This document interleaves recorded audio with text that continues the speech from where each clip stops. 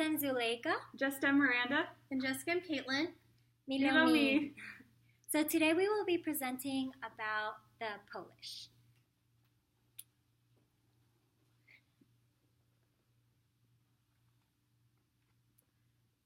I will start by giving a history overview of Poland. Poland is a beautiful country located in Central Europe with an estimated population of about 38 million people. It is the 8th largest country in Europe. Originally, the capital was Krakow, but in 1611 it was moved to Warsaw, the current seat of government. Poland is an ancient nation that was conceived near the middle of the 10th century, with Slavic settlements. Its golden age occurred in the 16th century. During the following century, the strengthening of the gentry and internal disorders weakened the nation. Poland regained its independence in 1918, only to be overrun by Germany and the Soviet Union in World War II. It became a Soviet satellite state following the war and joined the Free Trade Union in Eastern Europe, Solidarnosc, also called Solidarity. In 1947, elections officially brought the Communist Party to power, and the Stalinist model was implemented until 1956. After Stalin's death, Polish communism vacillated between repression and liberalization until about 1970. In 1980, emergence of Solidarity and the election of Pope John Paul II rekindled a religious rebirth in the Poles. Solidarity became a major social movement and later became the Soviet Union's biggest opposition. Poland is an example par excellence of the imagined community and of the ability of nationalism to shape the world. Poland exists because individuals voluntarily fought for a free and united Poland. History is one of the themes used to create a commonality and a feeling of pride. Poles consider themselves to be members of a community. Perceptions and traditions. Traditional perceptions of health and illness. Most Poles put a high value on stoicism and doing what needs to be done. Many go to healthcare providers only when symptoms interfere with function. Then they may carefully consider the advice provided before complying. Describing anxiety and expecting nurturance are uncharacteristic of most Polish adults and children. Many Poles are reluctant to discuss their treatment options and concerns with physicians and routinely accept the proposed care plan. If Poles believe they are unable to pay the medical bill, they may refuse treatment unless the condition is life-threatening. Owing to their strong sense of stoicism and fear of being dependent on others, many Polish Americans use inadequate pain medication and choose distraction as a means of coping with pain and discomfort. Poles with chronic illnesses may have similar attitudes, thus persevering with pain is common. The healthcare provider should use a visual analog scale to assess pain, assist patients with distraction techniques, and help Poles to accept pain medication when needed. Traditional healing methods. Many Poles continue their established health-related activities after immigration. For Poles just entering the United States, obtaining medical benefits has often been confusing and information facilitating access to the healthcare system limited.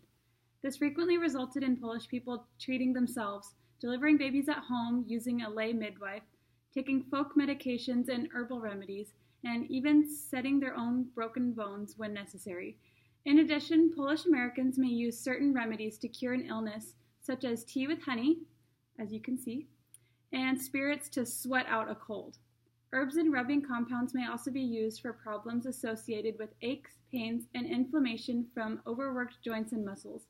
Because of individual differences, every patient must be assessed personally and asked specifically about his or her use of home remedies and over-the-counter medications. The mother's or grandmother's responsibility was to know how to care for the family and their medical problems. Some additional common cultural practices included treating the symptoms of colds with herbs or poultices made from goose grease. Gunpowder was ingested to promote emesis for an upset stomach. A boil was healed by soaking the heel of a loaf of white bread in milk and then placing it on the boil to draw out the core. Poor circulation or back pain was relieved by placing heated alcohol swab shot glasses called banki on the affected area. The heated banki, as you can see in the picture, were placed on the back or over painful areas, causing circular, swollen areas on the skin. The Poles believed that this painless, raised area increased the circulation and reduced overall pain. Therefore, the healthcare provider obviously needs to individually assess the cultural health behaviors of their Polish patients.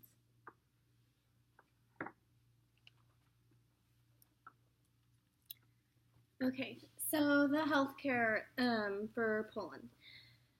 The most common diseases present in Poland includes ischemic heart disease, Alzheimer's disease, and lung cancer.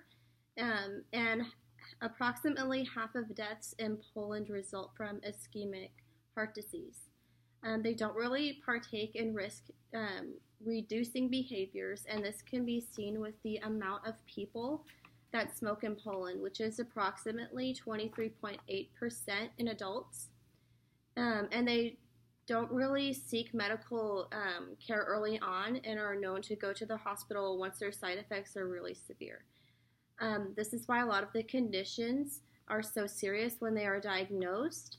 And in addition to ischemic heart disease, Alzheimer's disease is a major problem in Poland because health conditions in patients with Alzheimer's is mostly based on early detection and treating symptoms in the early stages. Otherwise, they progress faster, and it's harder to manage the symptoms of Alzheimer's disease. And Poland is in the top 20 countries for lung cancer, and that is especially high in Polish men because 40% of men in Poland smoke, and 85% of cases of lung cancer is due to smoking.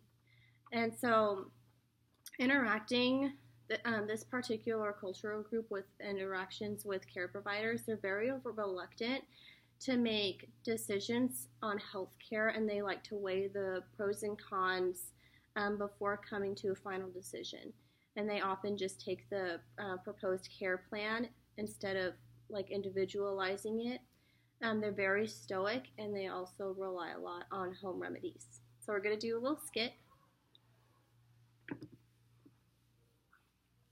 Okay. Cześć, Jawalski. Just Miranda, and I'm going to be your nurse today. What brings you into the hospital? I've just been having headaches, and it's been hard to just carry life on as normal. Okay, well, I noticed that your blood pressure is 156 over 100, and that's pretty high. So can I ask you some questions about your lifestyle? Okay. Do you smoke? I do, but I don't really smoke that much. How much would you say? Probably like half a pack to a pack a day. Okay. And do you drink alcohol? I do, but not that much. How much would you say? Like 1 or 2 glasses every other day. Okay, and what does your diet look like? I eat healthy, like fruits and vegetables, meat. I try to go by. Okay, we're gonna have to start over. No, keep going. We're gonna have to. Okay, so I go by the food plate or like the food pyramid. Okay. But I like to eat a lot of dairy, like milk and cheese in my diet. Okay.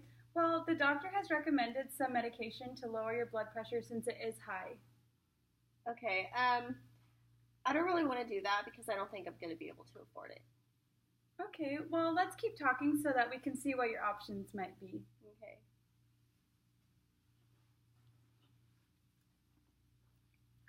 People in Poland usually go to the hospital only when symptoms are severe and will not follow a care plan unless they cannot afford it and it is life-threatening. Also, they do not easily follow risk-reducing behaviors. Okay. So, interventions based on their perceptions of health would include talking to them about the importance of using risk-reducing behaviors, just really stress that it will enhance their quality of life and lower their chances of getting lung cancer and Alzheimer's disease and ischemic heart disease. And then another one is approaching them where they are, since they don't really like to go to the hospital unless their symptoms are severe, using that community or public health approach, and offering screenings and other health-related preventative techniques would be really effective. And then 2 specific goals: to provide culturally appropriate care for the selected group. One is to integrate their home remedies into their care, since they're really big on home remedies. Another, since they don't like to be dependent on other people, is to encourage independence in decision making, but also incorporating them into their own care plan, since they already accept the proposed care plan and they don't really like to talk through their options. But really stressing that it will help them comply, and it's going to be more satisfactory for them because it'll cater to their individual needs and not the needs of like the general public.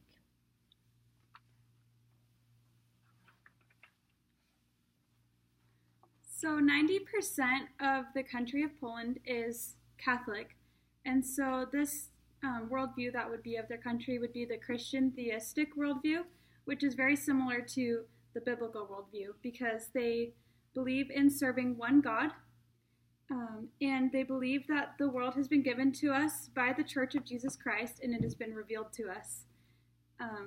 They integrate it into their everyday life through attending church and through prayer, and they also believe in an afterlife. And so, thank you for your time and for listening.